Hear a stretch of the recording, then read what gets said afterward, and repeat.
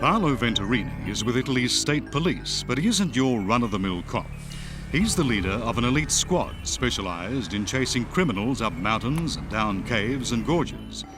He's also a former junior Italian marathon champion and now an extreme mountain bike rider. For the last few years, he's pedalled the world, crossing mountains and deserts, testing his own absolute limits. Now he's about to embark on another adventure. It's the Prada Challenge for the Puntarana Yacht Club. At the beginning of the year 2000, 4 million Italians were getting up in the middle of the night to watch their yacht, Luna Rossa, beat the world to challenge New Zealand for the America's Cup.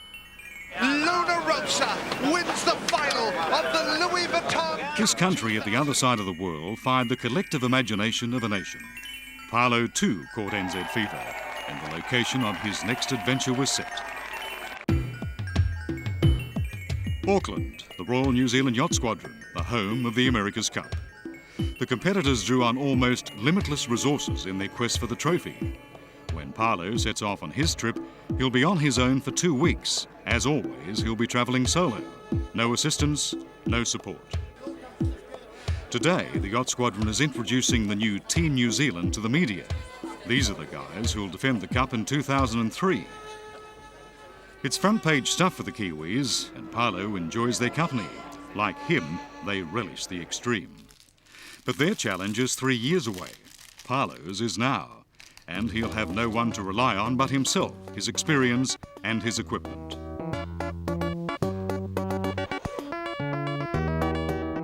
There's a lot to carry: warm clothing, food, tools, spares, all up over 60 kilograms, or the weight of an extra person.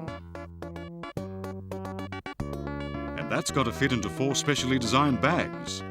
Paolo's had a lot of practice in packing his gear, but every time it looks like an unwinnable challenge to the laws of physics.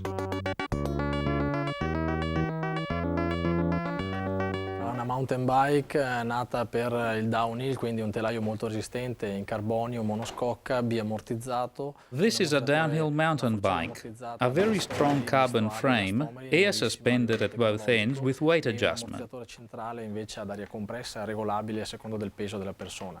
Poi abbiamo tutto un sistema di cambio. The gearbox is very high-tech, 27 gears. It's a Shimano, the very latest on the market. Quello che può offrire il mercato.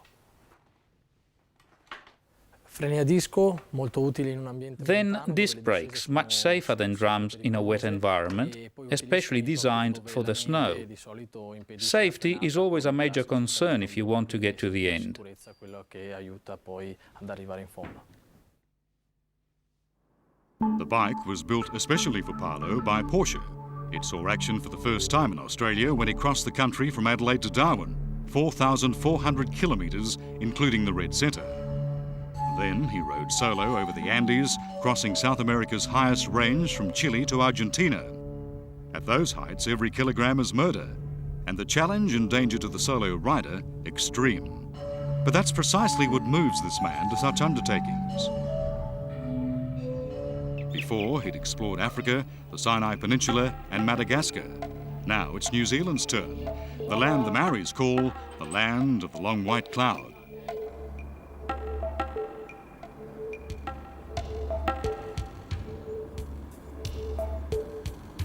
Paolo's route starts at the top of the South Island. He'll follow country roads and dirt tracks to the west coast, then south again towards the glaciers, Haast Pass, Queenstown and the lakes to finish in Bluff. 1,600 kilometres, 1,000 miles. On paper, he's done worse, but the New Zealand Alps are no joke. The unknown factor is the weather.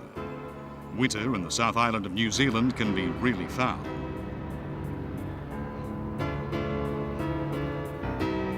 The ferry drops Paolo in the port town of Picton, the start of his trip.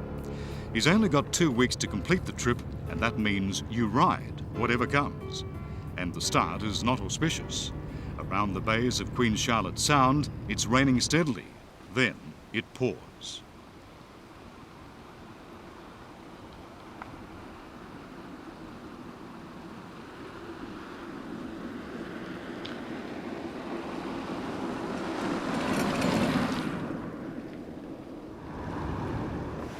L'esposizione al maltempo e stare sotto la pioggia crea oltre che Riding in the wet affects you not just because of the extra physical effort. You burn extra calories, which then you have to reintegrate with food. But it also unsettles you psychologically, because 20 days of constant rain and grey skies can take a real toll on your mind. La pioggia che dalla mattina alla sera ti batte sulla testa crea dei problemi psicologici notevoli.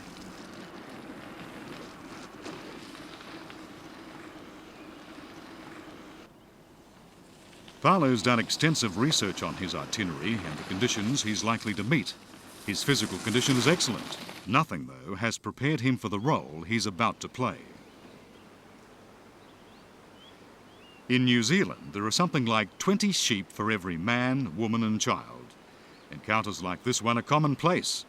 It's the first one, though, for the country boy from the Venice hinterland, and he can't resist the temptation. Italy's first sheepdog on two wheels.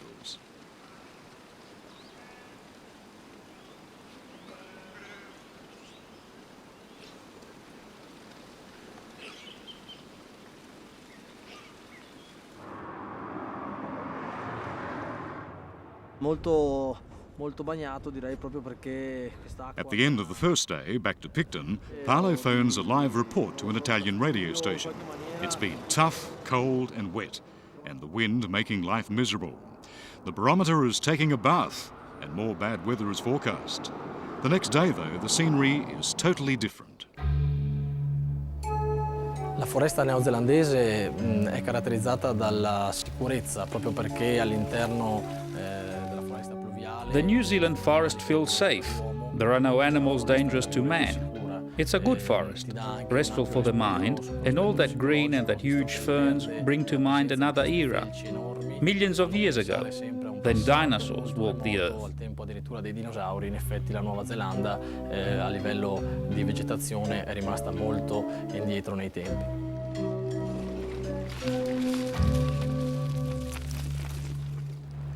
Like the forests, the roads too belong to another era. This is Highway 6, a main artery, and bridges like this have to carry the lot, from goats to trains, from pedestrians to cars. Cyclists appear to be especially at risk.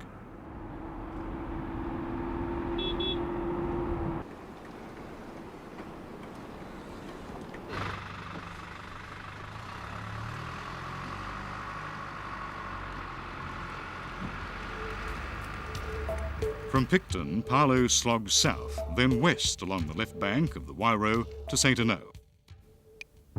Few countries can match the variety of landscapes of New Zealand, especially the South Island.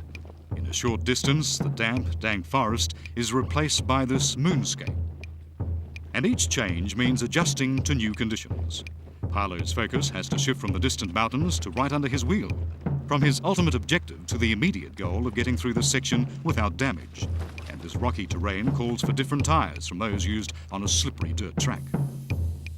Copertoni pensati per l'ambiente della Nuova Zelanda, quindi un ambiente invernale. The tyres are designed specifically for the conditions I expect to meet: wet, slippery terrain, and occasionally snow.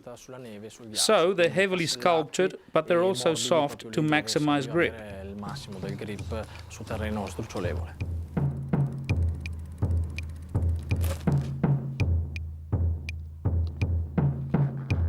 From St. Eno, Paolo's itinerary calls for him to travel south, following the Wairo first, then the Clarence to the hot spas of Hanmer Springs.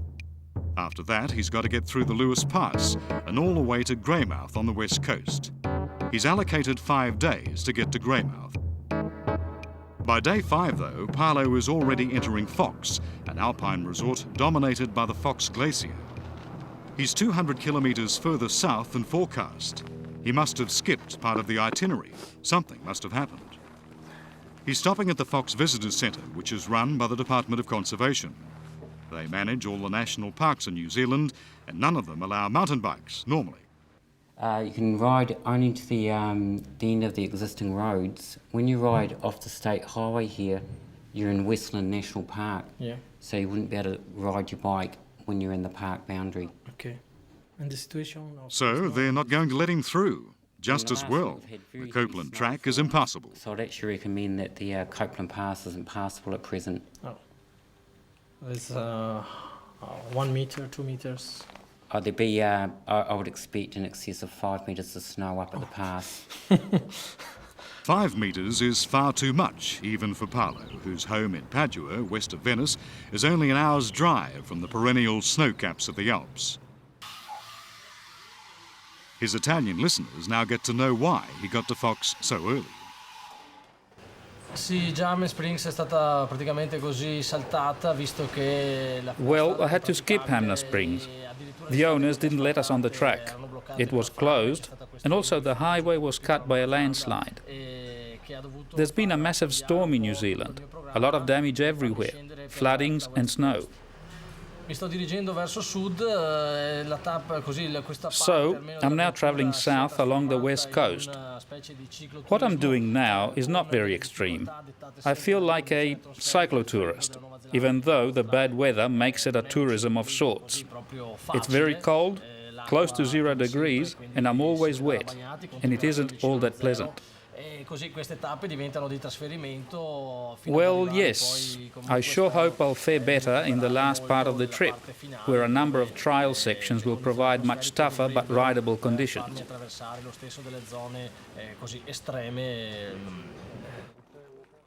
If a cyclotourist is defined as a tourist with a bicycle, he's a cyclotourist of sorts, really. In fact, to visit the glacier, he can't even ride his bike. He's got to leave it behind in the car park, all $15,000 of it, or walk it all the way, much to the amusement of the locals. Good luck. Good luck. Have a good day.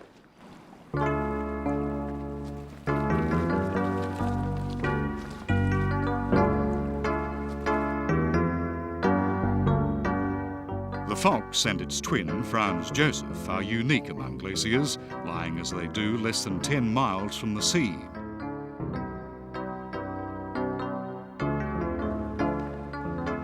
For a century, they were virtually stationary.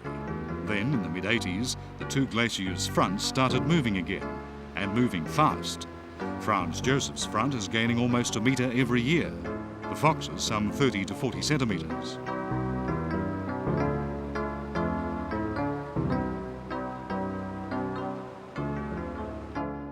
As he turns away from the steep rock of the glaciers, Paolo hopes he'll be leaving behind the foul weather that's played such havoc with his schedule.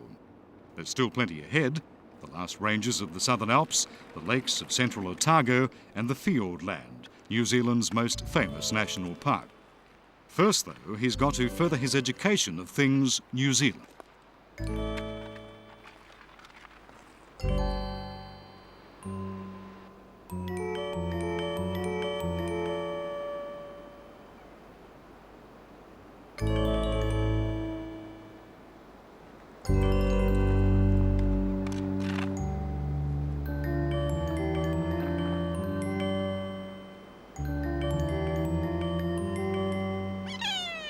The kia is a parrot, only found in New Zealand. It's a bit of a larrikin. Its beak is strong enough to damage a car's sheet metal, something these birds love to do to tourists.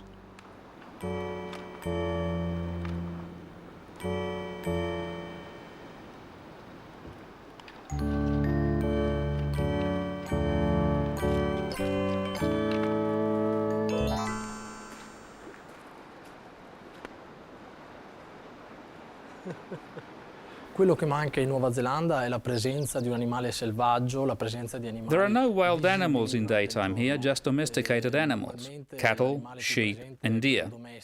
I was a bit disappointed that I couldn't get to see typical New Zealand animals, such as the kiwi.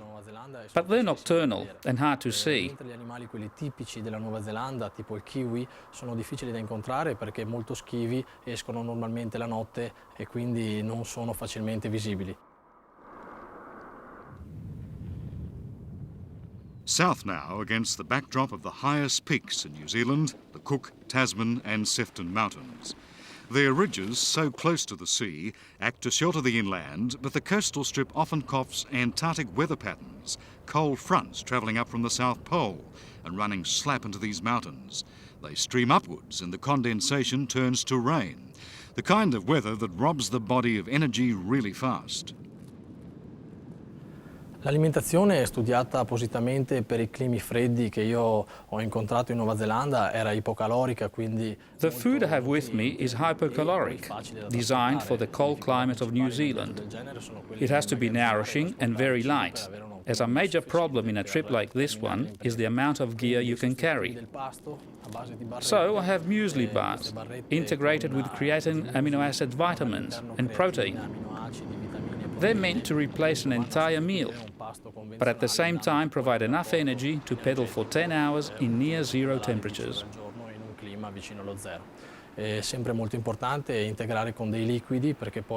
Also, the cold forces you to cover up, so you perspire and have to replace your mineral salts, taking in dextrin and glutamine in your drink.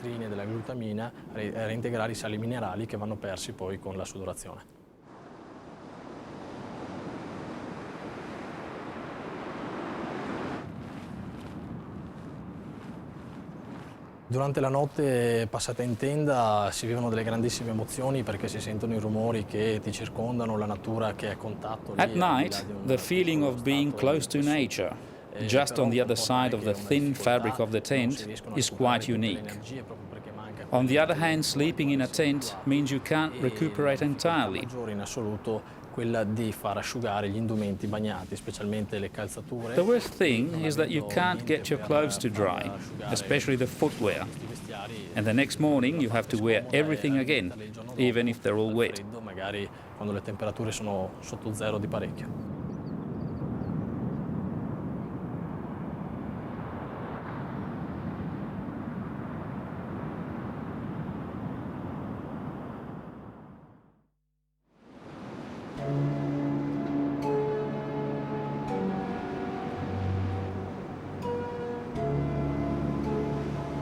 In the saddle, before sun's up, and it's moments like this that make up for all the frustrations and pain.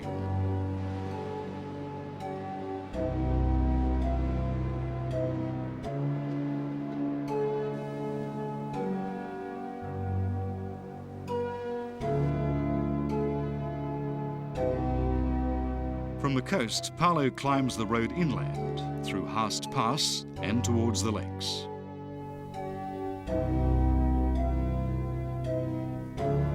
Pushing even further south, the route sweeps along Wanaka Lake, with Mount Aspiring's 3,000 metres painting an imposing backdrop. The tallest mountains may be behind, but the ones ahead are no joke. And the further south Paolo travels, the colder it gets. Waikatipu Lake is the next destination, and the alpine resort town of Queenstown. To get there, Paolo has to climb the Coronet Pass over 1,500 metres. This time, it isn't raining.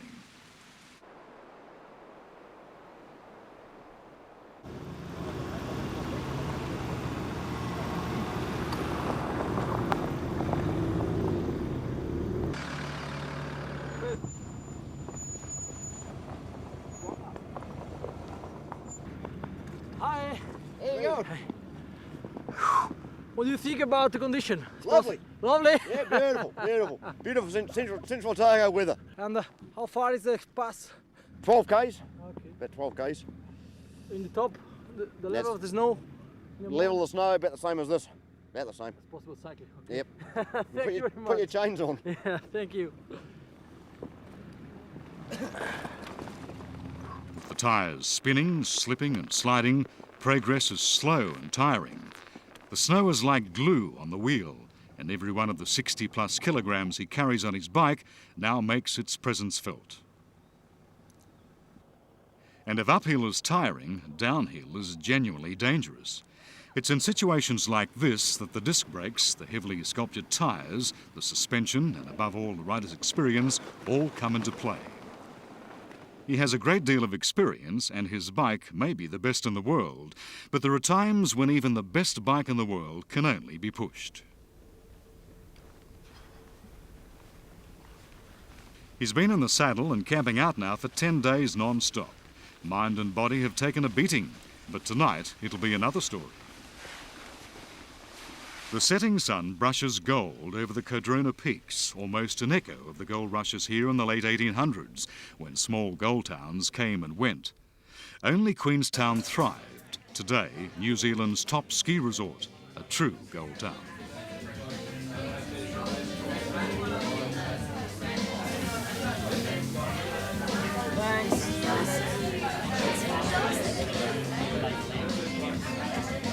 Hi, how are you? Queenstown is for the young.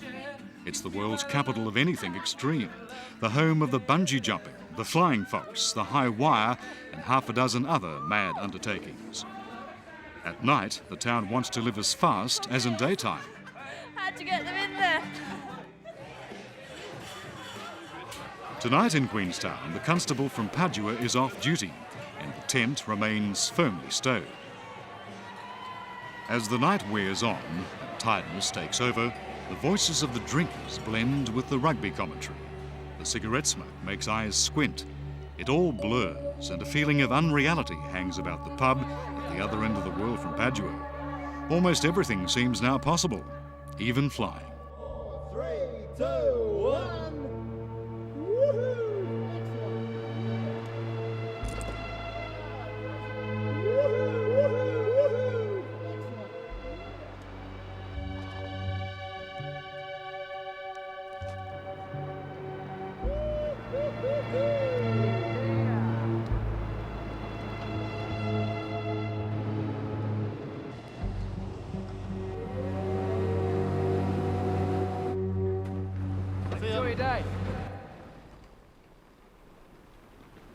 By early next morning, Paolo has bounced back into the saddle.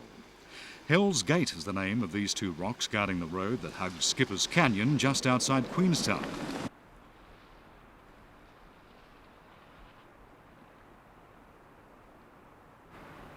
This is Paolo's first trial section. It's a hell of frozen mud, slippery and dangerous. The canyon is ready to catch the unwary.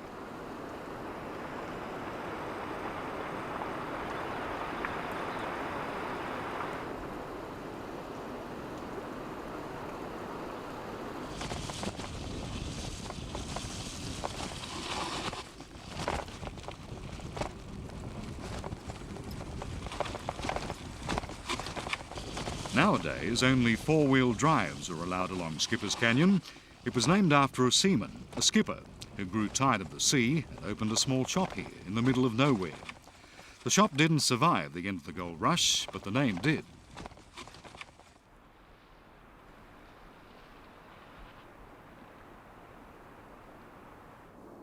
The mountains east of Queenstown are named the Remarkables, a sweeping understatement. Time to leave Queenstown. Now the journey enters its last phase. Across Lake Waikatipu, two more tough trial sections await Paolo, and then he'll be done. A long dirt road joins Waikatipu to Manapori, another great lake, one of the deepest of New Zealand. Paolo's a long way south now, and the country here seems to like to toy with the traveller. The area he's about to cross seems to belong to a different world from the one he's just been through, a high plateau sheltered from the cold southern fronts. Not far away, the west coast can record rainfall up to 5 metres a year, yet here it's a mere trickle. But despite the absence of rain, this is not dry country. Water is plentiful here, and these highlands are named after the Mille lakes.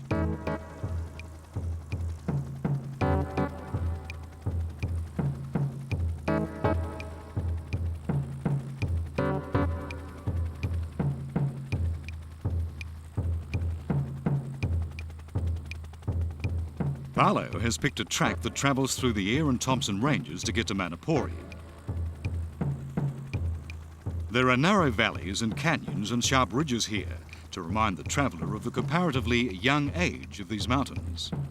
The whole South Island is in fact still unstable. Some of its mountains, compressed by two tectonic plates, are still growing. Every year they grow taller, perhaps only by a fraction of an inch, despite the blasting erosion of wind and water. This trial section is just over 100 kilometres. Cold and altitude rather than distance provide the challenge, but so too does the absolute loneliness of the place. This is not for the faint-hearted.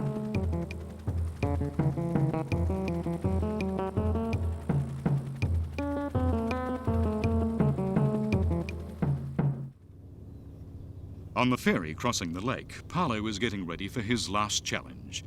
He'll start from the Manapori power station, a massive plant feeding the grid of the southernmost part of the country. Most of the travellers on this ferry will go on to Doubtful Sound, one of the great attractions of the Fiordland National Park, while Paolo will climb 12 very steep kilometres to Percy's Saddle, then continue downhill to Monowai on the Borland Road. Park authorities say there's hardly any snow on it. The Borland Road is only used by power line maintenance crews. It sneaks across the mazes of the Hunter and Takatimu ranges in a nightmare of twists and turns, tracking the huge electricity towers. As soon as there's enough light, Paolo's off and he should reappear past the peak before noon. But by 3 p.m. there's still no news and a helicopter takes off to find him. 8 hours means trouble, and this is bad country to be in trouble on your own. It's clear that Paolo's been badly misled. There's a lot of snow on the track and he must have done a fair bit of pushing rather than riding his bike. The chopper follows the track all the way to the summit, to Percy's Saddle. Still no sign. So on towards the lake, the starting point. At last they spot him travelling north, that is, heading back to his start point. Whatever the problem has been, he isn't hurt. On this icy downhill track, Paolo is going like a shot.